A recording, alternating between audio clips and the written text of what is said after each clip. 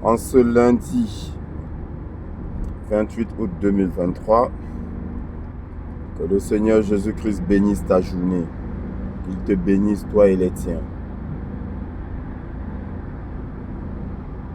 Bien le bonjour à vous. Aujourd'hui, je vais parler d'un sujet qui va être un peu blessant pour certains, surtout pour certaines, pour nos chères sœurs. Je vais essayer de lever le voile sur le mystère entre guillemets de la dot. Tout simplement parce que beaucoup se cachent derrière la parole de Dieu pour faire des abus. La dot est-elle biblique? Oui, effectivement, désolé. La dot est biblique. La dot est biblique. La première dot était volontaire. C'est le serviteur d'Abraham qui est allé chercher une femme pour son fils, Isaac, qui avait remis aux parents de l'argent quand ceux-ci lui avaient accordé la fille. Il a fait des cadeaux dont les parents n'avaient rien réclamé. Il avait dit, si c'est le Seigneur qui l'a voulu, qu'il en soit ainsi, prends notre fille et va avec elle. Et comme Abraham avait anticipé, lui avait donné des présents, des bijoux et autres, il les a remis aux parents de volontaires. Et par la suite, dans les lois du Seigneur, cela a été établi. Par conséquent, dans Exode 22:16, il est écrit: si un homme séduit une vierge qui n'est point fiancée et qu'il couche avec elle, il paiera sa dot et il la prendra pour femme. Exode 22:16. Si un homme séduit une vierge qui n'est point fiancée et qu'il couche avec elle, il paiera sa dot et la prendra pour femme. Dans cette loi, dans cette phrase, il y a des mots clés. Le premier mot clé, c'est vierge. Donc, il n'a pas encore perdu sa virginité. S'il couche avec une vierge, s'il séduit une vierge, donc je vais vers une fille, je lui fais la cour, elle accepte, et qu'il couche avec elle. Elle dit une vierge qui n'est point fiancée. Donc, ça veut dire quoi? Ça veut dire qu'en fait, nous avons deux types de jeunes filles. Nous avons la jeune fille vierge qui n'est pas fiancée et la jeune fille vierge qui est fiancée. Fiancée, maintenant, bibliquement parlant, signifie quoi? Signifie qu'elle est promise à quelqu'un. Elle est promise à quelqu'un. Elle est réservée pour une personne précise, bien déterminée, dont on ne peut plus toucher à elle. Elle est réservée. C'est comme quand tu vas dans un magasin. L'article, là, on a mis réservé. Pourquoi tu vas encore regarder? Ou on met déjà vendu. Pourquoi tu vas encore regarder? Pourquoi tu vas encore négocier avec le vendeur? Ça veut dire que tu es un corrupteur, tu veux le corrompre. C'est écrit déjà vendu. Mais toi, tu vas pour négocier. C'est ça que toi, tu veux. C'est la même chose. C'est la même chose. Si tu vas vers elle et elle te dit, je suis fiancé, tu dois quitter derrière elle. Parce qu'elle est déjà réservée, vendue, entre guillemets, comme l'article. L'article est vendu. Le propriétaire n'a qu'à venir au moment convenu chercher son article. Donc, la vierge fiancée, on ne lui fait pas la cour. C'est pour cela que la précision en vaut la peine. Si un homme séduit une vierge qui n'est point fiancée, donc interdiction de séduire les vierges qui sont fiancées. D'ailleurs, plus loin, on dit que si un homme couche avec une vierge qui est fiancée dans la ville, si un homme violente, entre guillemets, dans le sens du viol, si un homme viole, entre guillemets, une vierge qui est fiancée dans la ville, et qu'on les surprenne, les deux seront lapidés. Pourquoi? Parce qu'elle n'a pas crié. Parce qu'en criant, les gens devaient venir la secourir, et c'est le jeune homme qui devait subir. Mais comme elle n'a pas crié,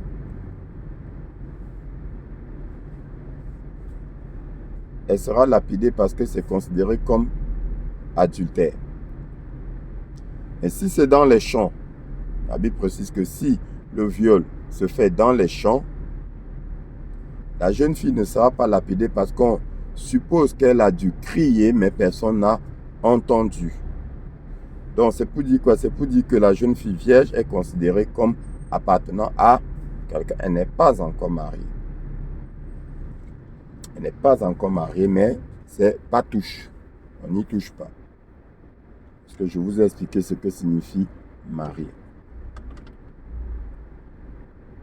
Parce qu'une mariée ne peut plus être vierge.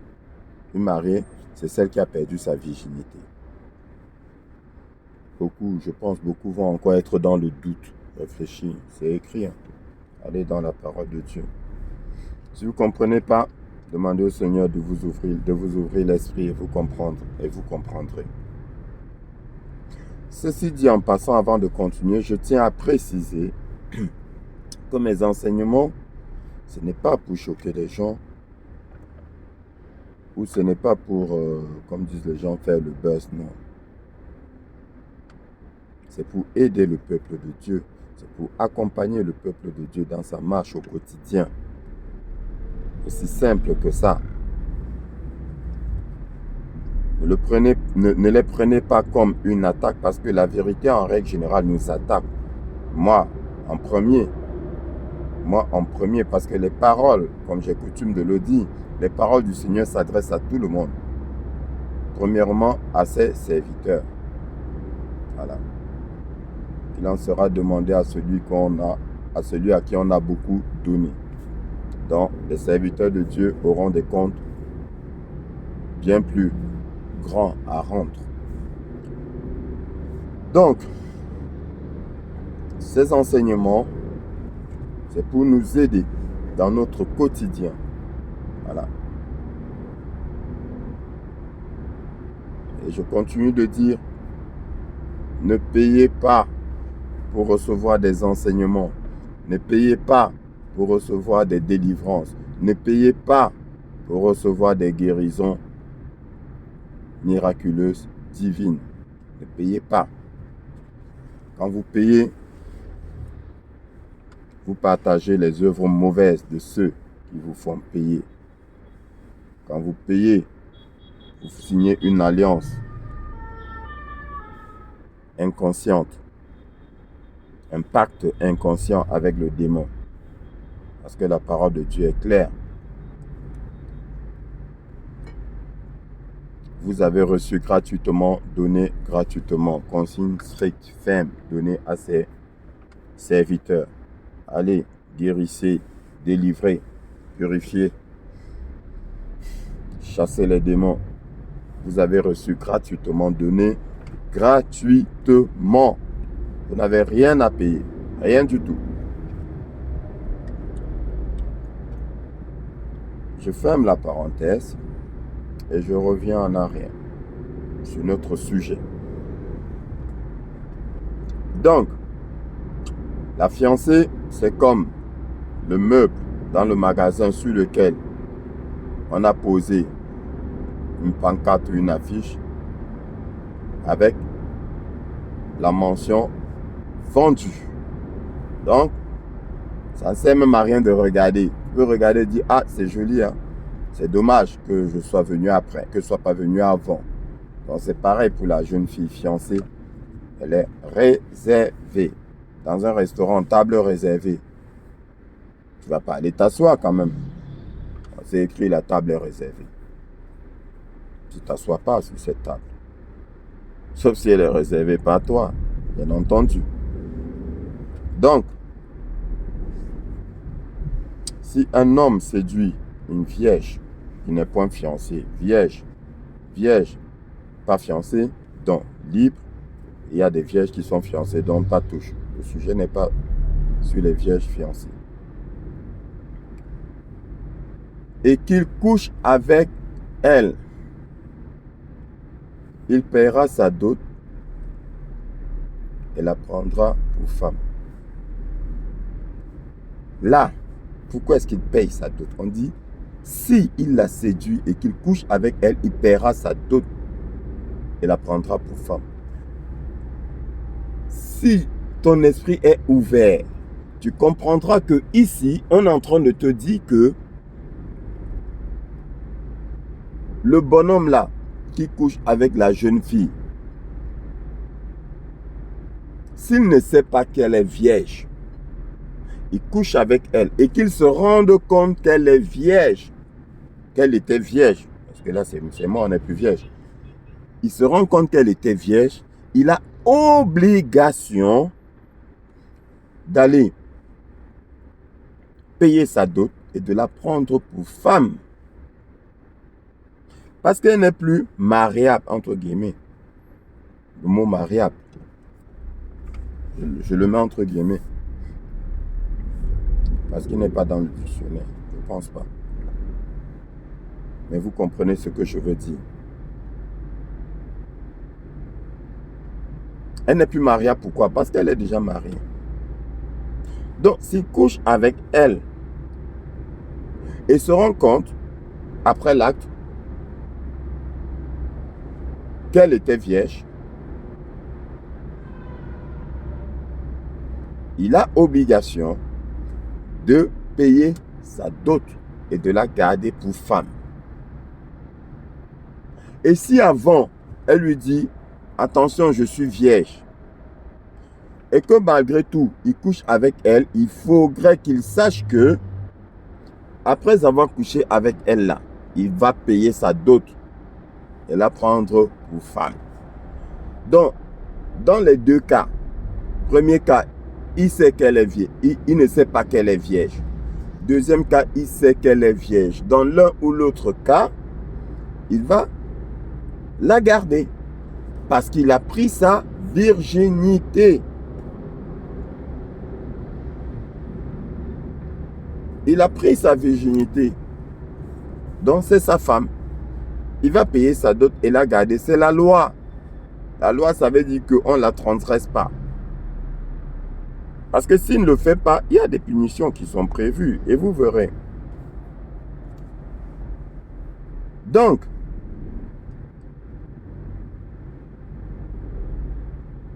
s'il couche donc avec elle et qu'elle est vierge, et qu'elle était vierge, il va payer sa dot. Maintenant, il paye sa dot à qui? Dans le verset suivant, 17, il me semble, il est écrit, si le père refuse, donc le père peut refuser. Parce que la jeune fille vierge là, elle est censée être encore chez ses parents. Donc, l'acte s'est passé hors de la maison des parents. Parce que si ça avait été dans la maison, il aurait fallu avoir l'accord des parents. Donc, l'acte s'est passé hors de la maison des parents. Donc, il s'est rendu compte qu'elle est vierge. Après l'acte, Maintenant, il programme avec la fille. Ils vont rencontrer les parents. C'est la loi, il est obligé. Alors, il rencontre les parents et il leur présente la chose. Si le père est d'accord, il paye la dot. D'accord? Et il garde la fille. Mais maintenant, la loi dit, si le père refuse, parce que le père peut refuser, le père peut dire que ta tête ne me plaît pas. Ou le père peut dire que, parce que vous avez fait ça sans mon consentement, moi je refuse parce que ça c'est un comportement de voyou. Le père peut décider comme ça. Hein. Il peut dire que c'est un comportement qui ne me plaît pas. Vous avez fait, monsieur, vous avez fait ça dans mon dos et je n'apprécie pas du tout. Donc, je refuse de vous la laisser. Parce que le père, à ce moment-là, a encore ce droit-là. Donc, le droit du père, nous allons comprendre donc que le droit du père ici est lié, existe de par la virginité de la fille. Donc, la fille n'a pas encore quitté ses parents. Elle est encore vierge. Donc, le père a encore droit sur elle à cause de par sa virginité. Donc, si le père refuse, qu'est-ce qu'il a écrit? Il payera en argent la valeur de la dot des vierges. Vous me voyez sourire. Si le père refuse, il payera en argent la valeur de la dot des vierges. Donc, qu'est-ce que nous avons comme information? Je pense que c'est assez clair. Nous avons comme information que la dot là, c'est pour les vierges.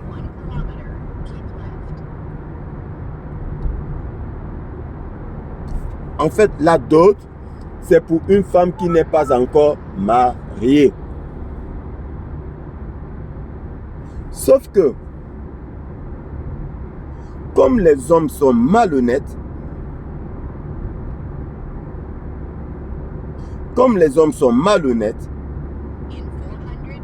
pour eux marier là, c'est que tu n'es pas encore dans la maison de l'homme. Mais c'est faux. C'est archi faux. Ça, c'est le mensonge des hommes. Et voilà pourquoi il y a beaucoup de désordre là-dehors. Marier là, c'est pas ça.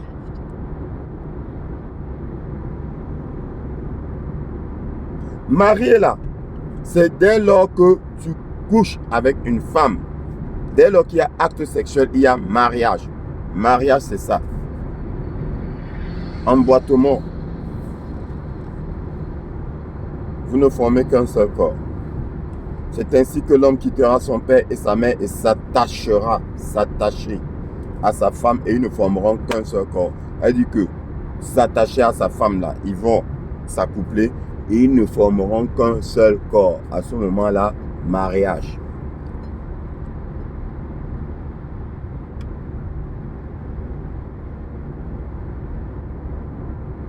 Ne savez-vous pas que celui qui s'attache à la prostituée forme un seul corps avec elle? C'est la Bible qui dit. C'est la Bible qui te dit que le mariage dont je te parle là, c'est quand tu couches avec, s'attacher là, que vous considérez comme marié, c'est coucher avec. C'est pour ça que la Bible te met en garde et te dit que ne sais-tu pas que quand tu couches avec une prostituée, tu formes un seul corps avec elle? Donc tu t'attaches. Celui qui s'attache à la prostituée forme un seul corps avec elle. L'homme quittera son père et sa mère, s'attachera à sa femme et ils ne formeront. Donc la personne avec qui tu t'attaches là, c'est ta femme. Tu formes un seul corps avec elle. Donc quand tu vas coucher avec la prostituée, c'est pour cela que je dis, je répète, faites attention à l'acte sexuel. Il y a quelque chose de puissant dans cet acte-là. C'est pour ça que le Seigneur nous met en garde.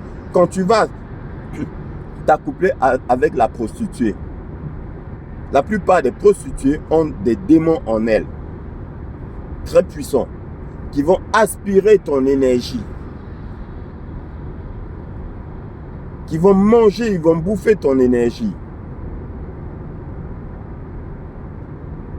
Parce que en t'attachant à elle, donc en couchant avec elle, vous ne formez qu'un seul corps. Et parce que vous ne formez qu'un seul corps à cet instant-là, beaucoup de choses peuvent se passer. Il y a des échanges qui se font. Faites très très attention. Il y a des échanges qui se font. Et voilà comment nous avons beaucoup de personnes ici dehors qui, de par l'acte sexuel, d'accord, envoûtent leur compagnon ou leur compagne, mettent des choses diaboliques, mystiques, sorcelleriques dans le corps de l'autre. Transfert d'esprit, transfert d'énergie, transfert de mauvaises choses. Parce que vous ne formez qu'un seul corps.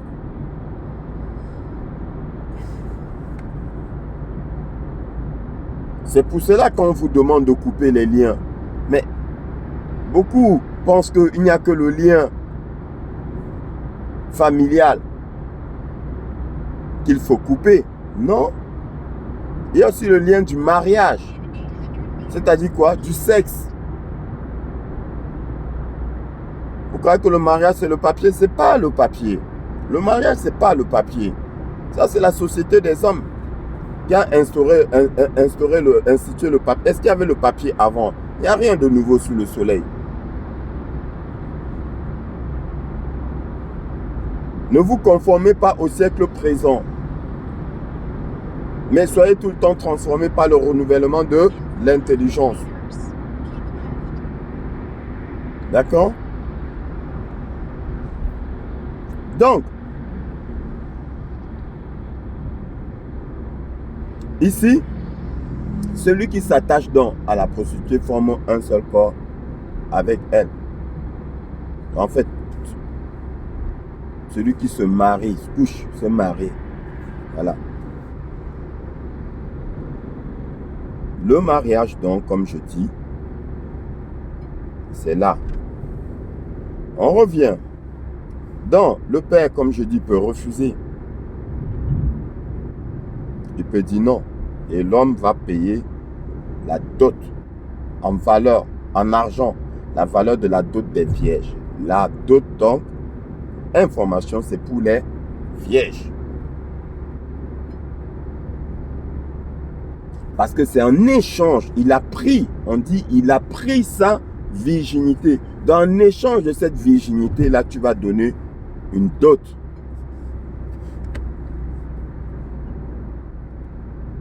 Voilà. Et cette dot s'appelle la dot des vierges. Le père refuse qu'il parte avec sa fille. Mais comme il a déjà pris sa virginité, il paye la dot. Donc, l'autre information qu'on a, c'est quoi? C'est que la dot qu'on paye là, ce n'est pas nécessairement pour partir avec la fille. Puisque voilà un cas. La dot qu'on paye, c'est parce qu'on a pris sa virginité.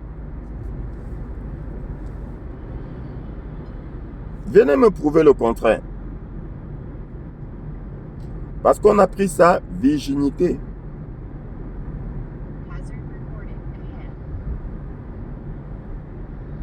Si nous allons dans Deutéronome, je crois Deutéronome 22:14, 22:14 il me semble. Nous allons dans Deutéronome. On dit que si un homme prend une femme, je résume, hein, s'il prend une femme et qu'il a de l'aversion vis-à-vis d'elle, parce qu'il a trouvé en elle quelque chose de honteux. Il a trouvé en elle quelque chose de honteux. Un homme, c'est un homme qui a pris une femme, a de l'aversion pour elle, de la répulsion pour elle. du dédain pour elle, du rejet pour elle. Parce qu'il a trouvé en elle quelque chose de honteux. Qu'il aille voir les parents en leur disant que j'ai pris cette jeune fille, j'ai pris cette fille pour femme. Et voilà, on dit, et qu'il lui impute maintenant des choses criminelles, et qu'il lui impute les choses criminelles en disant, j'ai pris cette fille pour femme et je ne l'ai point trouvée vierge. Il lui impute quoi? Des choses criminelles. Quelles sont ces choses criminelles-là? J'ai pris cette fille pour femme et je ne l'ai point trouvée vierge. Donc, le fait qu'elle ne soit pas vierge était considéré comme un crime. Ça veut dire quoi? Ça veut dire que donc, il aurait fallu que la femme dise à l'homme que attention, je ne suis plus vierge. Mais veux-tu toujours de moi? Parce qu'on dit qu'il a prise pour femme et il a maintenant de l'aversion. Parce qu'il a constaté en elle quelque chose de honteux. Il a constaté.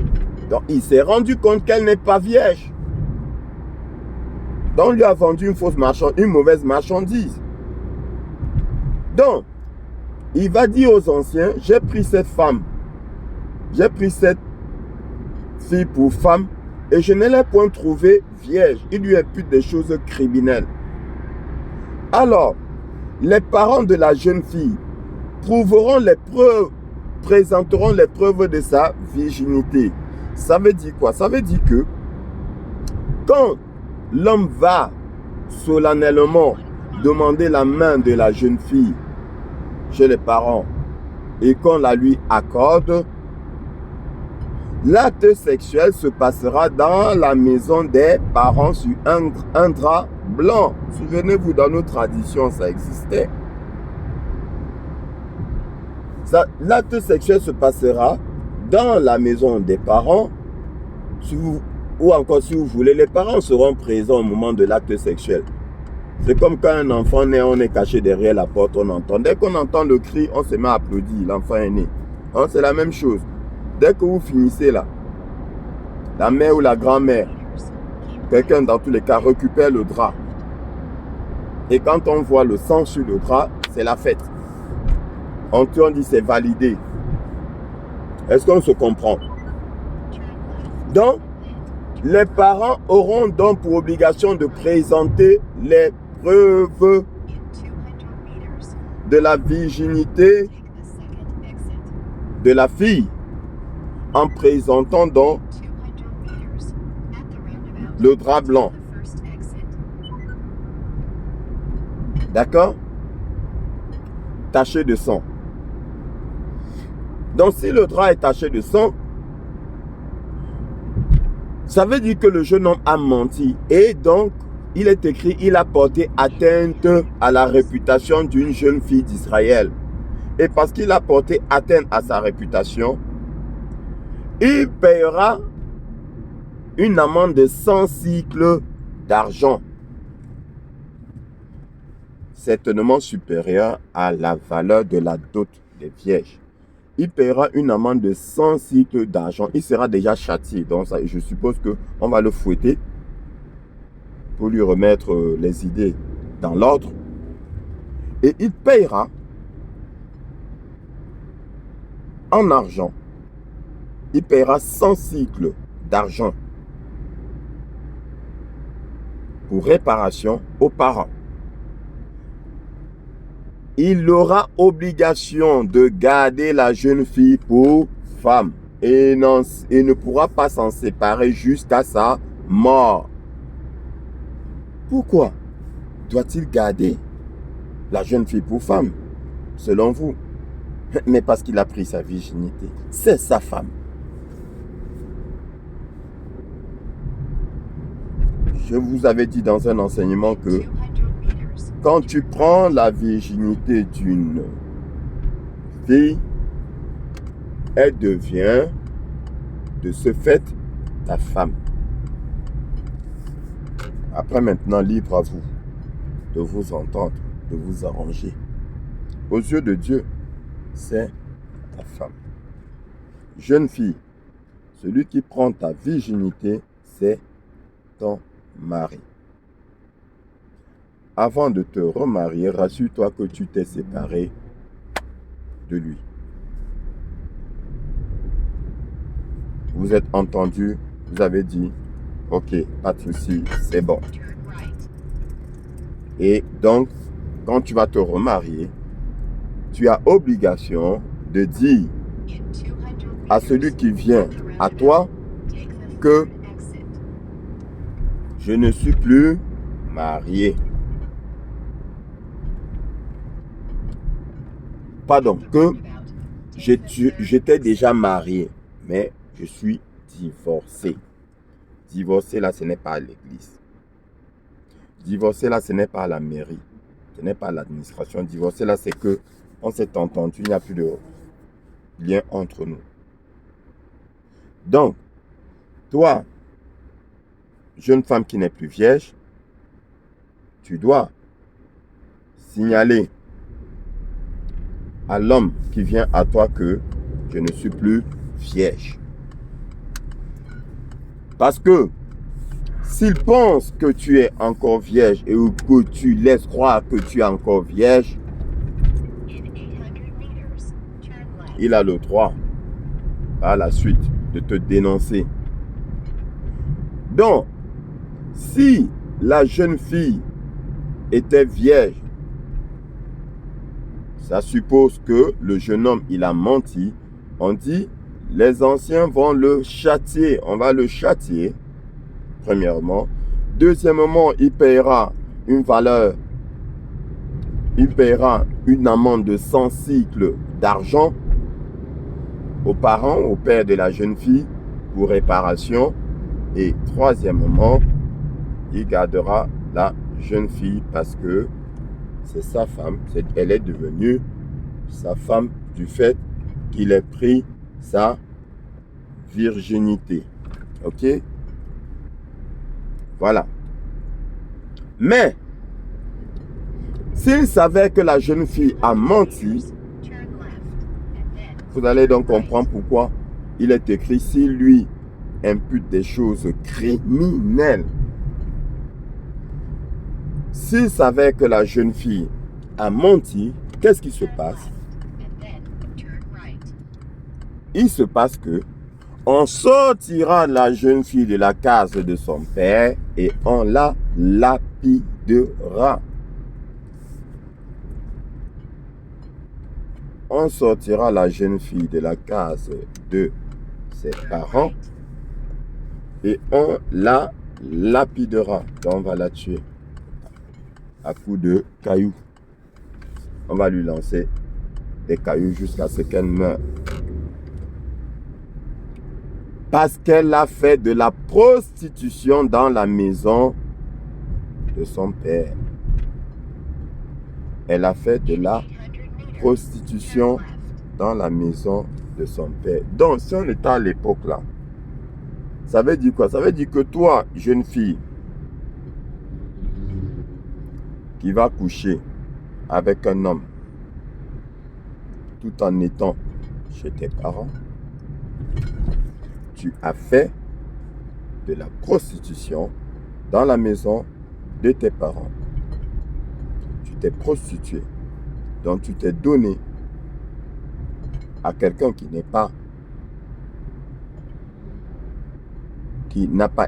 t'a pas conservé, qui n'est pas venu voir tes parents. Tu t'es prostitué. Voilà ce qui est écrit. Et la jeune fille va être lapidée.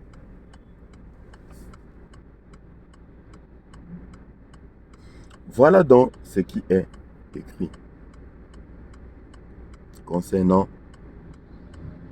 la dot.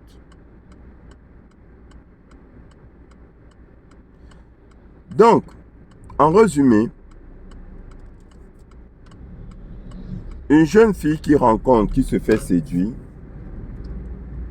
se devrait donc de venir voir les parents pour obtenir leur consentement, surtout celui du père, selon qu'il est écrit. Le jeune homme viendra se présenter et dira que vraiment, j'ai rencontré votre fille, elle me plaît bien et j'aimerais la prendre pour femme. Les parents vont organiser la chose, l'acte sexuel se fera, on aura des preuves, on va célébrer, il va payer la dot, il y aura ensuite les célébrations du mariage, dans les célébrations de l'union, les célébrations de l'acte posé. Voilà comment ça se passe. La dot, c'est pour les femmes qui ne se sont pas déjà encore mariées. La dot, c'est pour celles qui ne se sont pas encore mariées. Donc, maintenant, on va rentrer dans notre société. Ça veut dire quoi? Une femme mariée n'a plus droit à la dot. Quand je vois dans notre société, voilà une femme qui se marie, on la dote. Déjà, on ne se rassure même pas qu'elle est vierge. Bon, bref, on la dote, tant mieux. Elle divorce. Elle rencontre quelqu'un d'autre. Il vient encore, il dote. Or, dans nos coutumes même, qu'est-ce qu'il est dit dans nos coutumes? Qu'une femme qui a été dotée, on ne peut plus la doter. Une femme qui a été dotée ne peut plus être dotée, mes amis. Pourquoi?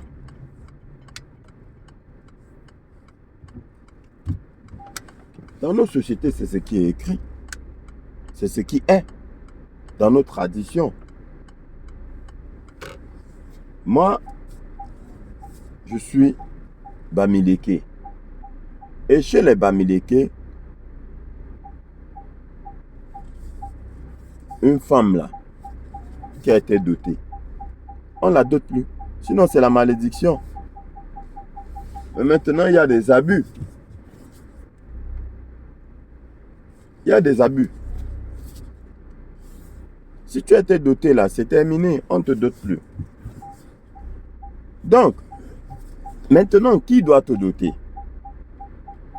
Si nous devons appliquer dans la loi du Seigneur,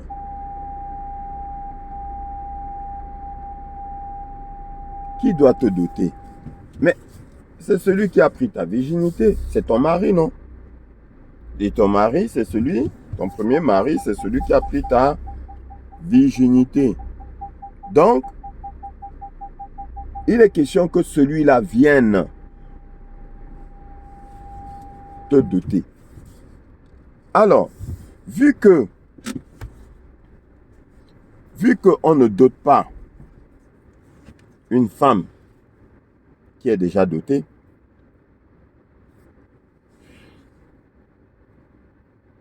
une femme qui n'est plus vierge, qui a perdu sa virginité, est censée avoir été dotée par celui qui a pris sa virginité. Parce que là, au début, nous avons vu quoi? Si tu couches avec une vierge, tu payeras sa dot et la prendras pour femme. Donc, si nous rencontrons une femme qui n'est plus vierge, ça veut dire qu'il y a quelqu'un qui est passé avant. Et logiquement, il aurait dû payer sa dot. Je ne sais pas si on se comprend. Il aurait dû payer sa dot. Parce qu'il a pris sa virginité. Il est celui qui a pris sa virginité. Maintenant, il ne l'a pas fait. Ça veut dire qu'il n'a pas payé la dot. Qui doit payer cette dot?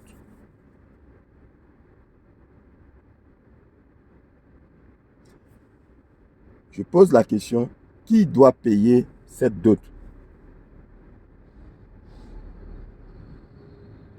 Nous avons dans la société des femmes qui se sont mariées X fois. Elle a connu Pierre, Paul, Jacques, Jean, même Raymond, Barthélemy, Jules. Elle a même eu des enfants. Il y en a, ils ont des enfants avec plusieurs pères différents. Et elles ont la chance de rencontrer un homme qui, malgré son passé, dit, ah, je me sens bien avec toi, tu me plais bien. J'aimerais qu'on continue notre chemin ensemble. Soit elle, soit les parents, ah, il faut qu'ils viennent payer ta dot. Quelle dot?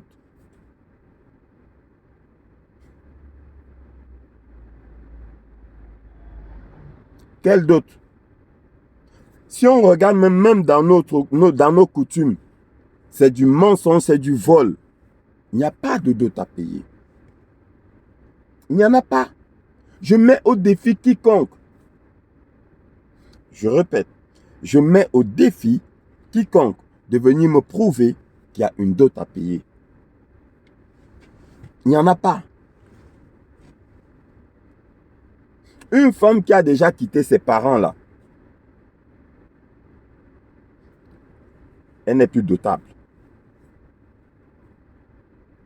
Elle n'est plus dotable. Donc, si je comprends bien,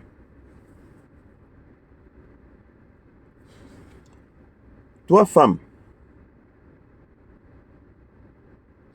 tu rencontres un homme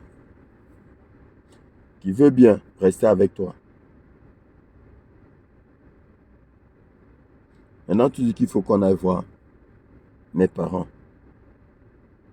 Tous ceux qui sont passés avec lui, avant lui là, vous êtes allés voir vos parents? Vous êtes allés voir les parents?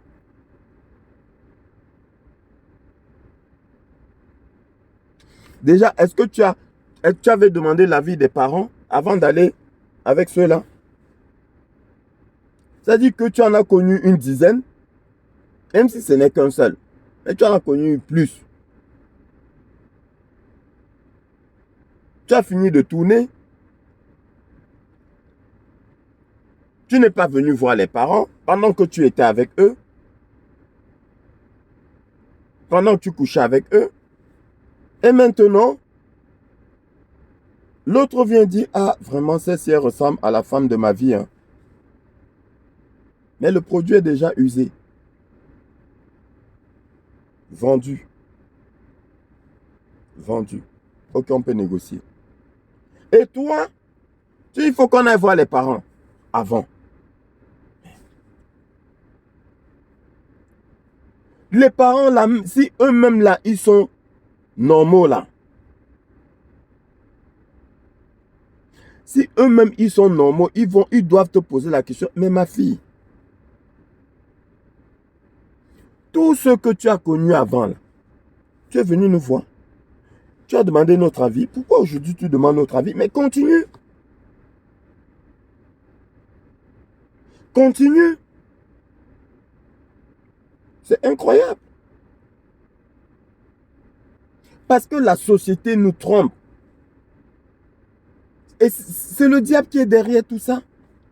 Et il vous manipule. Il nous manipule. Parce que moi, pareil, j'étais dans l'ignorance. Il nous manipule pour nous détourner, pour nous pousser à piétiner tout ce que le Seigneur a instauré. Jésus dit que je ne suis pas venu pour abolir la loi, je suis venu pour l'accomplir. pour l'accomplir. Parce que les gens disent toujours que oh, la loi. Non, non, non. Je suis venu pour l'accomplir, pour l'accomplissement de la loi. Parce que cette loi-là est de Dieu. Il n'a pas annulé la loi.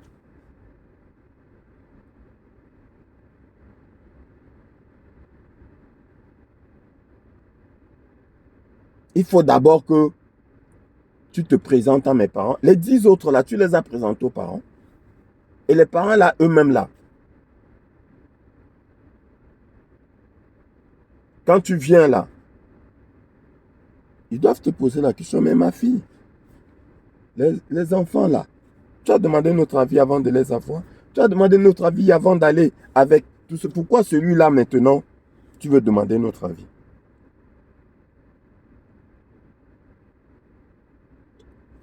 C'est du mensonge, c'est de la manipulation, c'est de l'escroquerie. Chez beaucoup. Et de l'ignorance aussi. Il y a tout ça là-dedans. Il y en a qui sont ignorants. Il y en a qui sont pas ignorants, donc qui sont manipulateurs. Donc du coup, ils ont un intérêt. Ils escroquent. Ils mentent pour obtenir. Parce que dans toute chose, il y a celui qui connaît et celui qui est ignorant. Et dans le cas d'espèce, on retrouve ceux qui connaissent et ceux qui sont ignorants. Il y en a ceux qui connaissent et donc, du coup, ils appliquent la loi. Il y en a ceux qui connaissent et qui ne l'appliquent pas. Parce qu'ils sont malhonnêtes. Ils ont un gain caché derrière. Et il y en a ceux qui ne connaissent pas. Ils sont ignorants. Mais malheureusement pour eux, le Seigneur dit, mon peuple périt parce qu'il est ignorant. Mon peuple périt à cause de l'ignorance. Voilà comment le diable les entourloupe.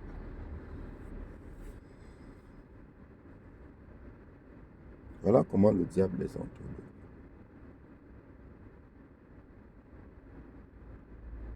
La Bible dit que la femme est liée à l'homme tant qu'il est vivant.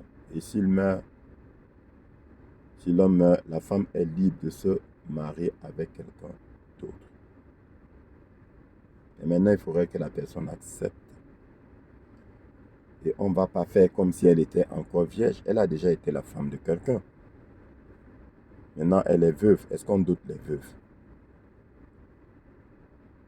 Est-ce qu'on doute les veuves? L'homme qui se sépare de sa femme, là, puisqu'on dit que c'est la mort qui met fin au lien du mariage en ce qui concerne la femme. Il y a aussi la lettre de divorce. Donc, en fait, la lettre de divorce agit au même titre que la mort du mari. Parce que la femme munie de la lettre de divorce peut être la femme de quelqu'un d'autre. La Bible dit quoi? Que si un homme repudie sa femme, sauf pour cause d'adultère, il l'expose à l'adultère. Il l'expose à l'adultère. Ça veut dire quoi? Ça veut dire qu'elle est toujours mariée. Il a répudié pour un faux motif, donc son motif n'est pas valable aux yeux de Dieu. Donc, elle est encore mariée. Elle est toujours liée à lui. Mais comme il a répudié, elle va rencontrer un autre homme. Elle devient adultère parce qu'elle est toujours mariée.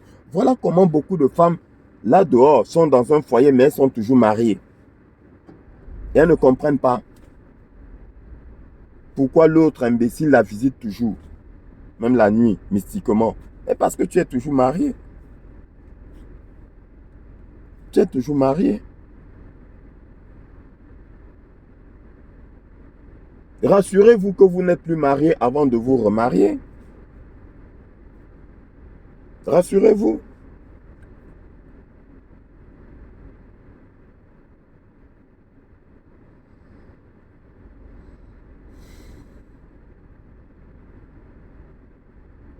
Il y a la loi. Maintenant, il y a des choses que la loi ne gère pas. Et là, c'est une question de compromission. D'entente. On s'entend. Ouais. Voilà. Quelqu'un est venu prendre mon trésor. J'aurais aimé que ce soit toi qui le prenne. Parce que je me rends compte aujourd'hui que c'est toi que j'aime. On fait comment? Est-ce que tu m'acceptes malgré tout? Tu n'es plus en position de force. Ne le prends pas mal ce que je dis. C'est juste la vérité que je dis. Ce n'est de la faute de personne. Si ce n'est de la tienne ou de celle des parents qui ne t'ont pas transmis, certaines valeurs ou certains enseignements, ce n'est pas de la faute de celui qui vient après et qui dit que non, je ne veux pas faire ça. Rien ne m'oblige à faire ça. Ce n'est pas de sa faute. C'est de ta faute. Parce que tu étais ignorante. Tu étais ignorante. Donc du coup, rends grâce à Dieu que celui-là qui vient t'accepte tel que tu es. Mais bien sûr, rends grâce à Dieu d'avoir trouvé un homme qui t'aime. Malgré le fait que tu aies déjà perdu ta virginité. D'avoir trouvé un homme qui veut te garder, malgré le fait que tu aies perdu ta virginité. Et je répète, quand bien même cet homme-là te garderait, rassure-toi que tu es divorcé.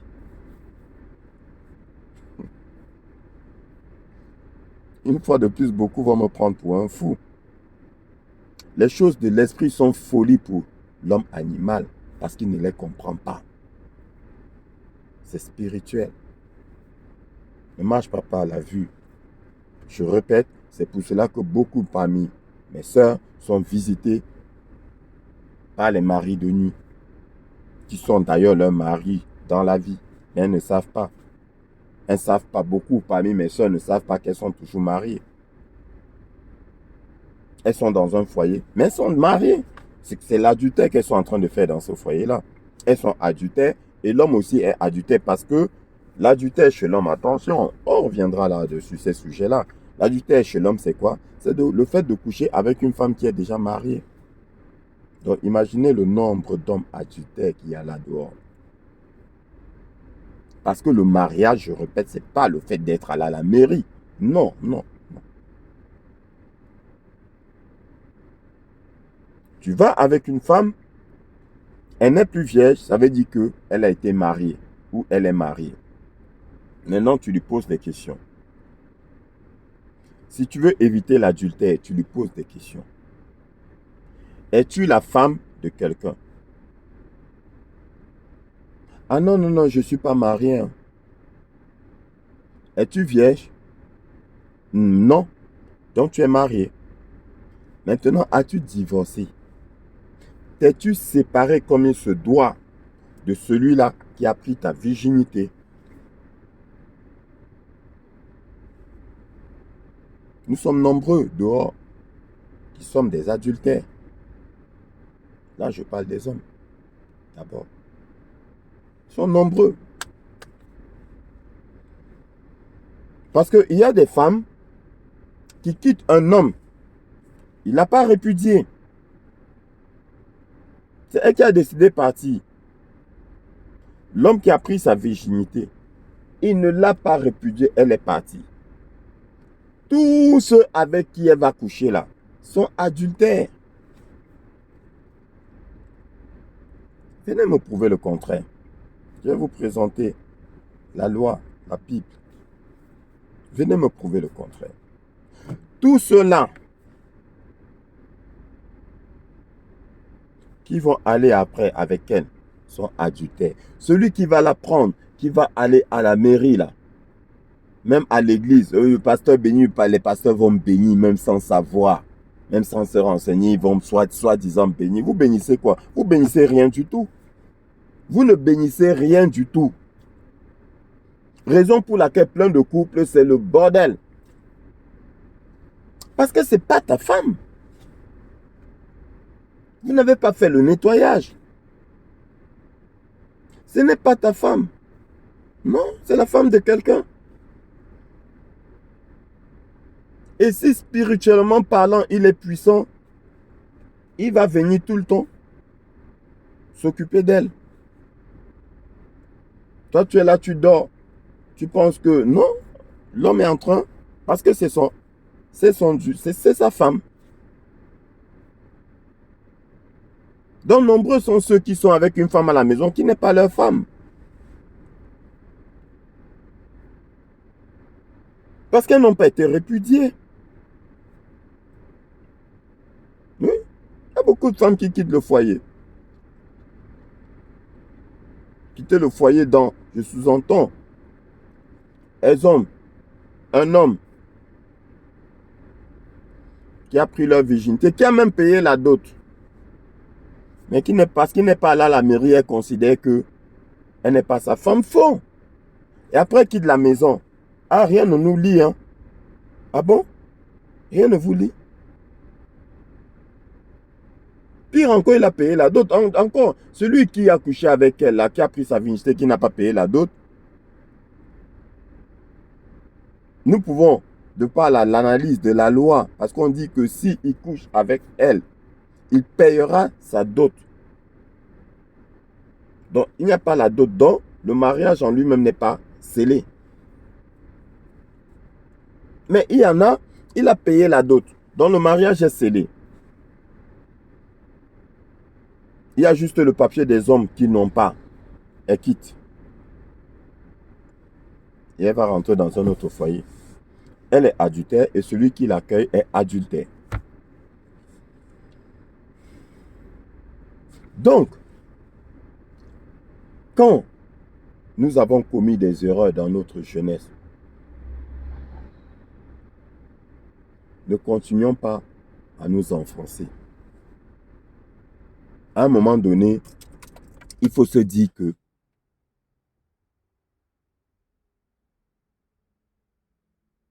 je fais contre mauvaise fortune bon cœur. C'est les négociations. Mon frère, je ne suis plus vierge, mais je suis une bonne femme. Je serai une bonne femme pour toi. Je ne vais pas t'emmerder. Parce que logiquement, qui va te prendre?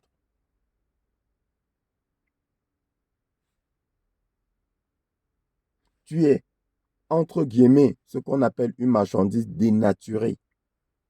Je dis bien entre guillemets.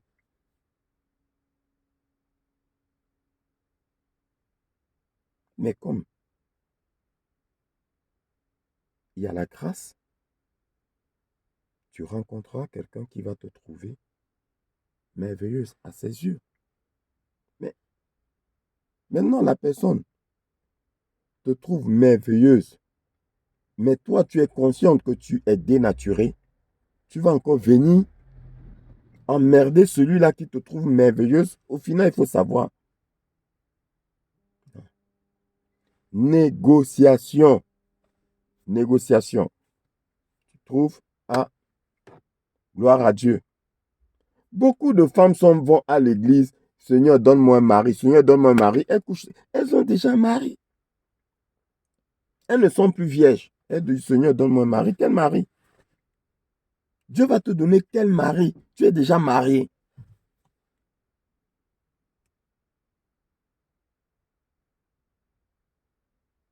Ne refuse pas ce que je te dis. Vous connaîtrez la vérité et la vérité vous affranchira. C'est fort de la vérité que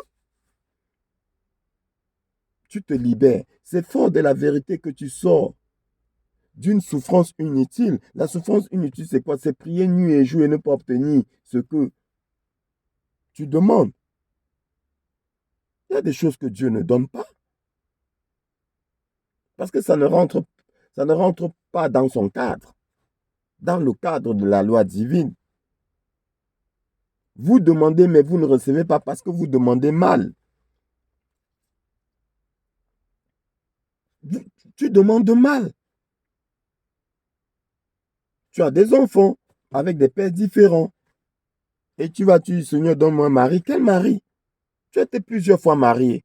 Tu demandes quel mari? Donc, il faut reformuler ta demande. Seigneur, présente un homme qui va m'accepter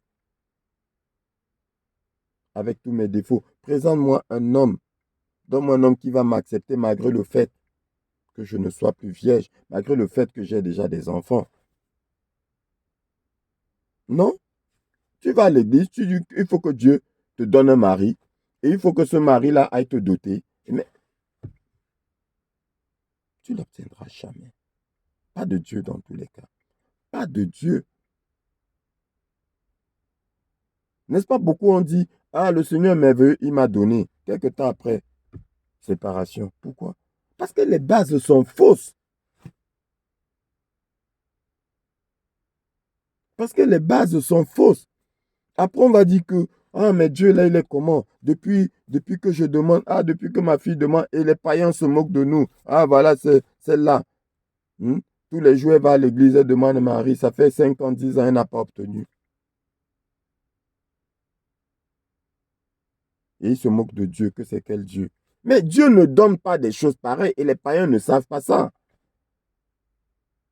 Et du coup, toi qui ne sais pas ça, tu continues à demander à Dieu quelque chose qu'il ne peut pas te donner, qu'il ne va pas te donner.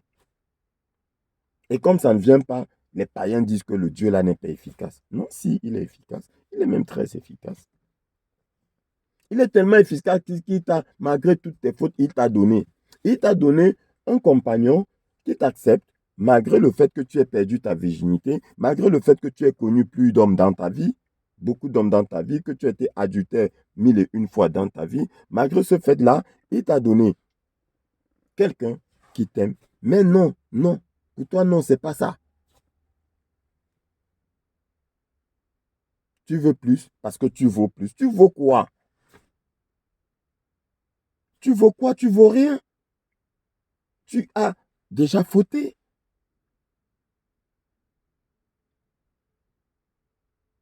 Mais tu as toujours de la valeur aux yeux de Dieu. La bonne nouvelle, elle est là. Parce que tu es son enfant. Un père ne rejette pas son enfant. Sauf si son enfant l'a renié. Le père ne rejette pas. Parce que dans tous les cas, si l'enfant renie, c'est l'enfant qui est parti, ce n'est pas le père qui l'a chassé, c'est l'enfant qui a renié, qui a rejeté le père. Un père ne rejette pas ses enfants. Donc tu as toujours de la valeur aux yeux de Dieu. Mais ne lui demande, n'abuse pas. Il ne faut pas abuser.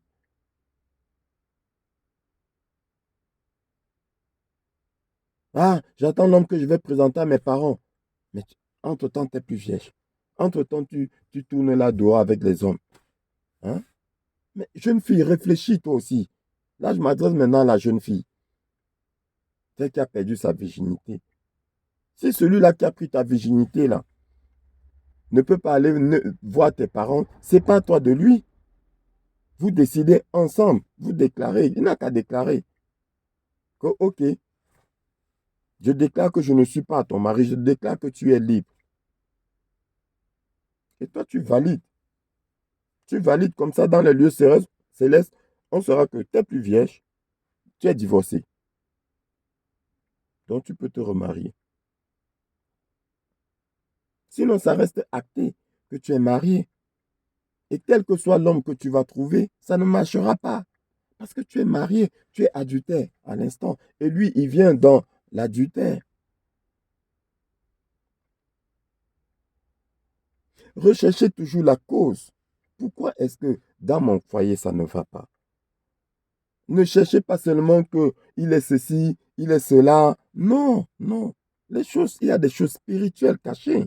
C'est que les bases n'étaient pas bonnes. Les fondations n'étaient pas bonnes. Et arrange les fondations. Ne t'obstine pas à marcher selon la société des hommes. Ne vous conformez pas au siècle présent. Ne suivez pas la mode. Parce que la parole n'a pas changé. La parole ne changera jamais. Dieu dit, je suis le même, hier, aujourd'hui et éternellement. Donc, la parole est la même. Il ne faut pas dire que les temps ont changé, les choses ont... Non, rien n'a changé. La parole n'a pas changé. C'est la même parole. Il n'y a pas une autre Bible qui a été écrite.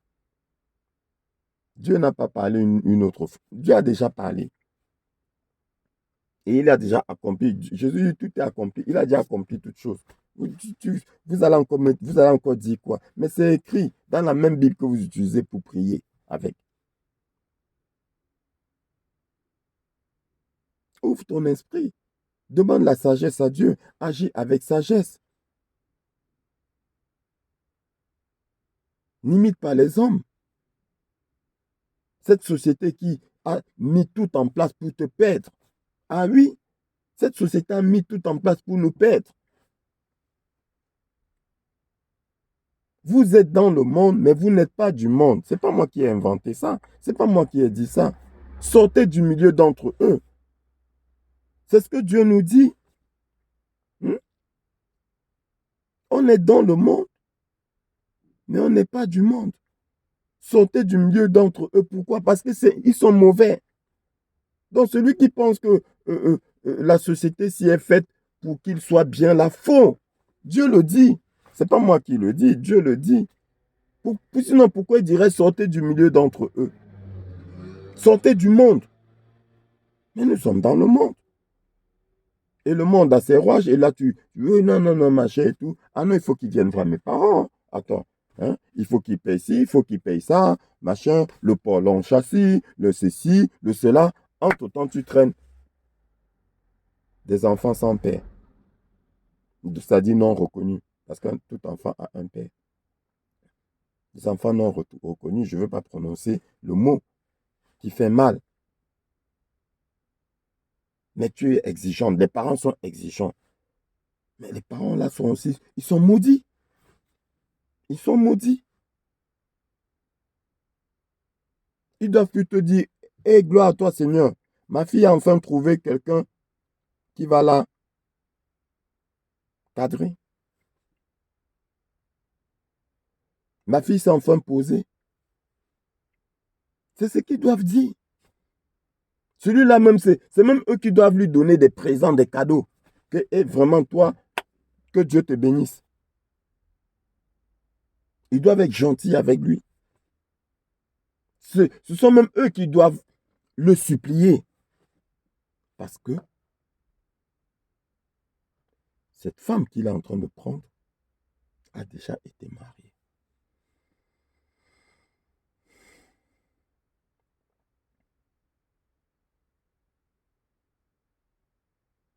Si un homme qui a pris une femme ressent de l'aversion contre elle parce que il a trouvé en elle quelque chose de honteux,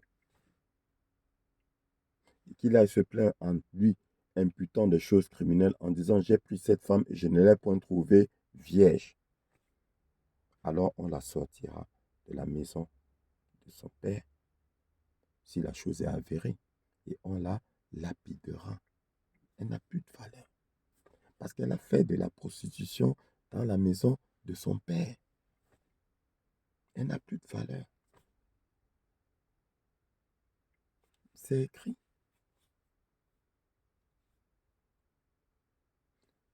Il faut que tu sois conscient de ça pour avoir maintenant de la valeur. Parce que, en fait, tu agis, tu te poses sur des valeurs que tu n'as plus.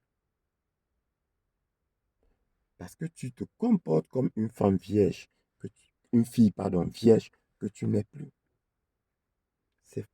C'est faussé. Après, il y en a qui vont dire, ah, c'est sa pensée, hein. Quelle pensée? Nous avons la pensée du Christ. C'est écrit. Nous, hommes spirituels, serviteurs de Dieu, nous avons la pensée de Christ. Car les choses spirituelles, les choses de l'esprit, ce n'est pas vous qui nous l'enseignez. C'est directement du ciel qu'on l'obtient. C'est directement le Seigneur de par son esprit. C'est pour ça que nous avons sa pensée. Le Seigneur dit quoi? Je m'en vais au Père, mais je ne vous laisserai point orphelin. Je vous enverrai le Saint-Esprit qui témoignera de moi, qui vous parlera de moi, qui vous conduira dans toutes choses, qui vous enseignera toutes choses. C'est écrit. Ce n'est pas un homme qui m'a enseigné ça.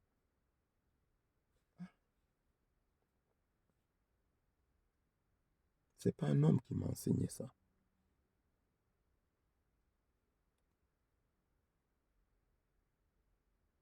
nous avons la pensée du Christ.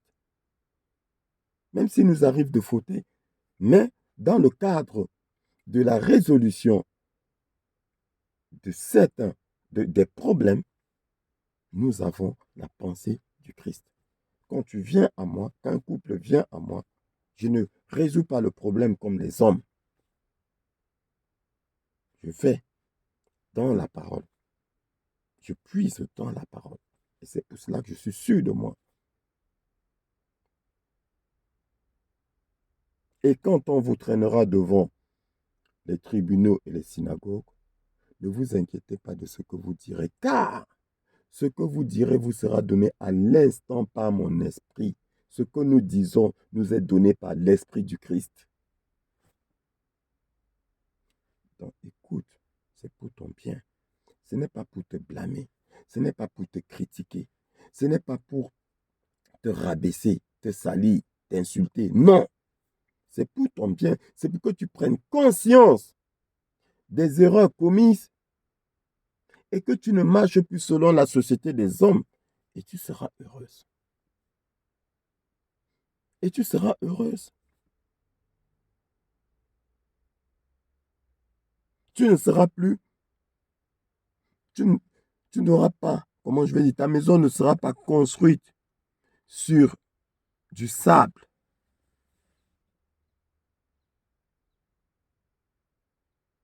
Donc sur du mensonge. Le premier vent qui vient, ça s'écroule. Ainsi en va-t-il pour beaucoup de couples. Les fondations ne sont pas solides parce que c'est du mensonge. Donc du coup, dès lors qu'il y a une petite dispute là, tout s'écroule. On s'insulte, on se sépare, on se tape dessus parce que les fondations ne sont pas bonnes. Il faut connaître la vérité, il faut accepter la vérité. Et quand tu acceptes cette vérité-là, tu progresses. Si tu veux vivre dans le mensonge, tu n'auras rien de bon. Tu ne peux pas récolter ce que tu n'as pas sémé. Tu sèmes le maïs, tu t'attends à récolter les arachides entre nous. C'est de la sorcellerie. C'est de la sorcellerie.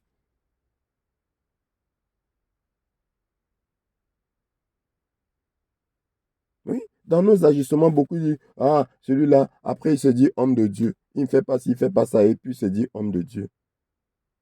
Bien sûr, je suis homme de Dieu. Sauf que c'est toi qui ne sais pas ce qui est écrit dans la loi.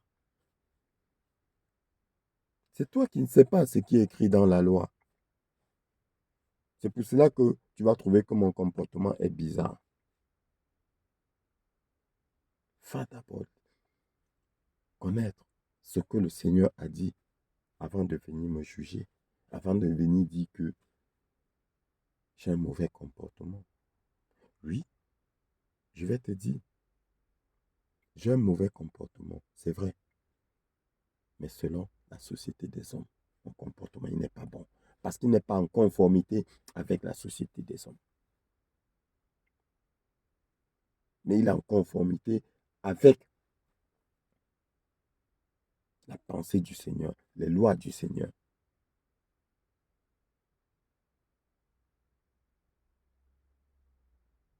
Ouvrez votre esprit à la parole. Recevez la vérité. N'ayez pas peur. La vérité fait mal à tout le monde, même à moi. Mais je l'accepte. C'est comme un boxeur qui accepte de prendre des coups. Vous croyez que quand il prend un coup, là, c'est quoi? Il ressent du bien? Non, il a mal. Et la vérité nous donne des coups. Mais on accepte. On tombe, on se relève. On accepte. Il faut accepter. Si tu n'acceptes pas, je répète, ta vie ne sera qu'un mensonge. Tu ne pourras pas être heureuse.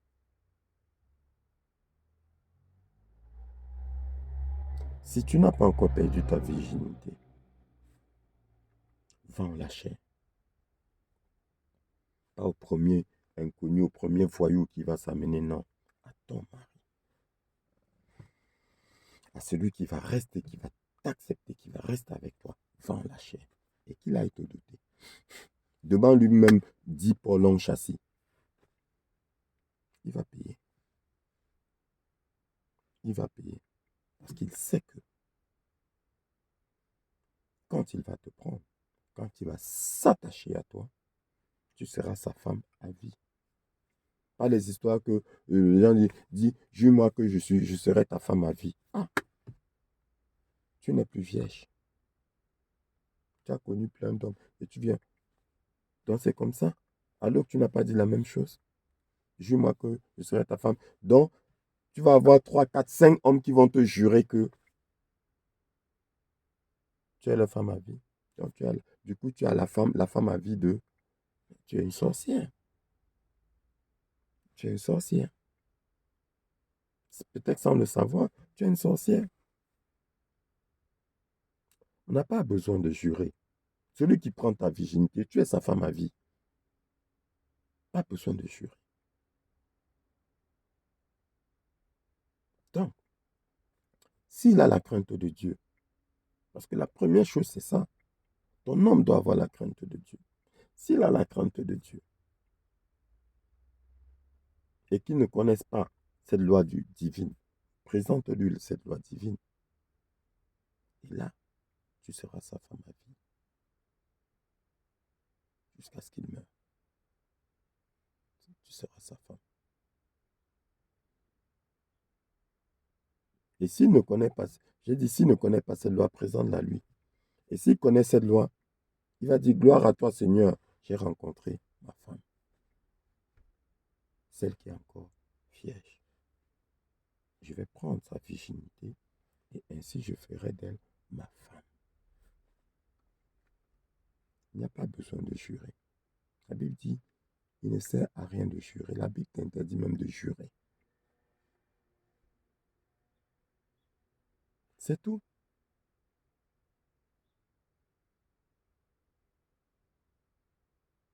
Arrêtez d'accuser quand vous ne connaissez pas la parole. Et recherchez votre bonheur à travers la connaissance de la parole. Là, je vous répète, la parole de Dieu, là, c'est comme le code de la route. C'est pour que nous puissions bien vivre sur terre. C'est le code de vie. La parole de Dieu, c'est le code de la vie. Le code de la vie sur terre. Après l'autre, là, on ne sait pas. Il a juste donné le chemin pour l'autre. Le chemin qui est Jésus-Christ. C'est tout.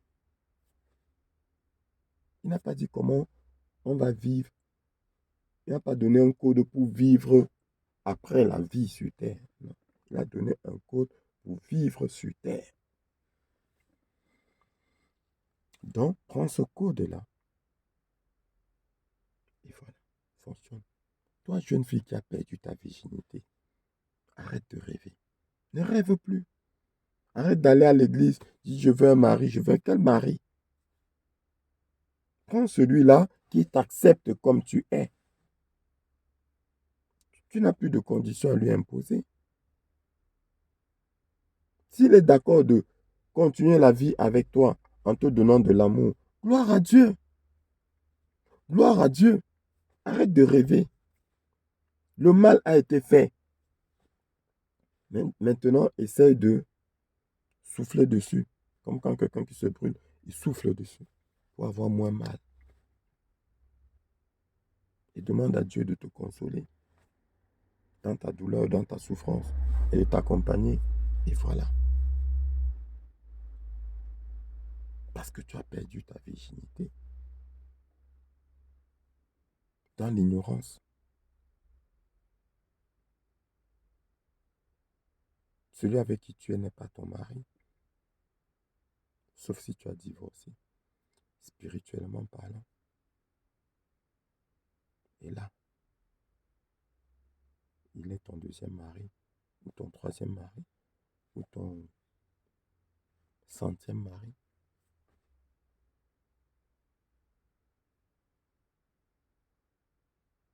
Oui. Voilà la vérité. Je sais que c'est une vérité qui fait mal, mais c'est la vérité. Accepte-la et tu vivras mieux. Accepte-la et tu seras moins exigeante. Accepte-la et tes prières seront de bonnes prières. Et tu obtiendras du Seigneur les choses que tu demandes. Vous demandez, mais vous ne recevez pas parce que vous demandez mal à des fins d'assouvir vos passions. Vous demandez mal. Accepte la vérité et tu ne demanderas plus mal. Tu sauras demander. Et le Seigneur va t'exaucer. Et toi, homme, toi, jeune homme, fais attention. Fais attention. On n'abandonne pas une femme comme ça. Tu finis de coucher avec elle et tu l'abandonnes. Non.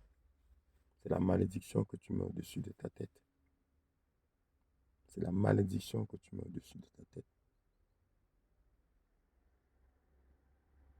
Fais attention même avec celle qui te dit, ah non, je veux juste qu'on couche ensemble. Hein, moi, je veux pas le mariage, je veux pas. C'est juste. Fais attention à ça. Elle-même, elle ne sait pas. Très souvent, elle-même, elle n'est pas consciente qu'il y a un gros piège derrière. Parce que si vous couchez ensemble, et qu'elle prenne goût, comme on dit couramment, et qu'elle s'y plaise, vous faites comment? Tu fais comment? Tu vas lui dire que va-t'en,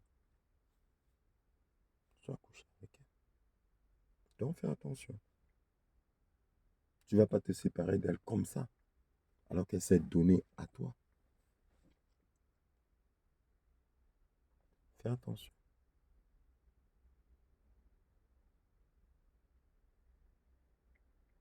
Si on regarde bien dans la Bible, il y a un endroit où le Seigneur dit quoi?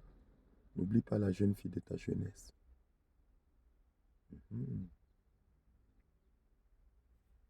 C'est le Seigneur qui parle, c'est pas moi qui parle. Moi-même, je l'ai découvert.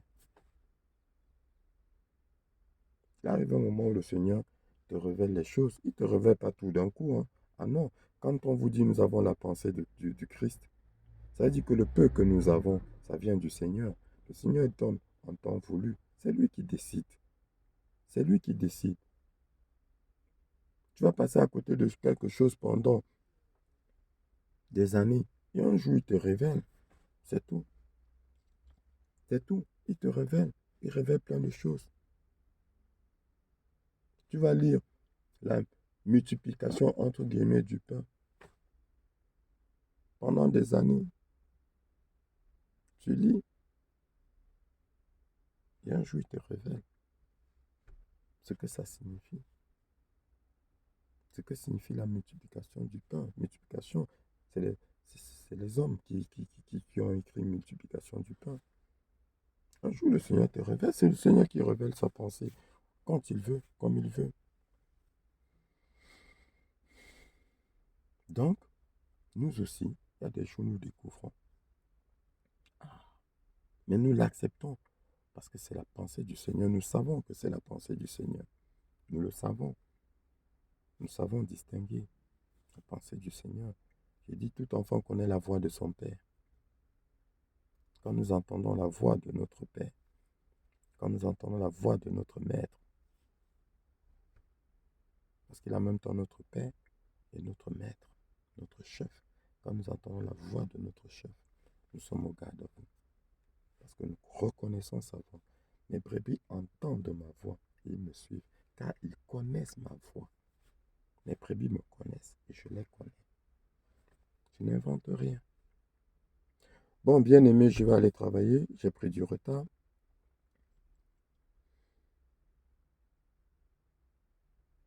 Réécoute bien cet enseignement. Toi, jeune fille, toi, jeune homme aussi. Et toi aussi,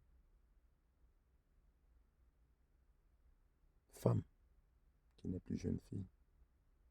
Et homme qui n'est plus jeune homme. Écoute bien cet enseignement. Et répare ce qu'il y a à réparer dans ta vie. Et tu vivras mieux. Sur ce, que le Seigneur vous bénisse abondamment. Bonne journée.